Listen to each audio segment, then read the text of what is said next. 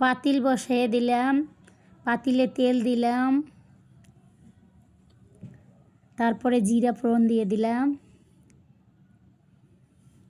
তারপরে কাঁচামরিচ পেঁয়াজ কুচি দিলাম,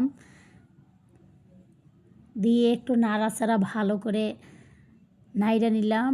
আলু, শিম, ফুলকপি, বেগুন দিয়ে দিলাম। তারপরে হলুদ, লবণ দিয়ে একটু নাড়াচাড়া করে ভালো করে দিয়ে দিলাম।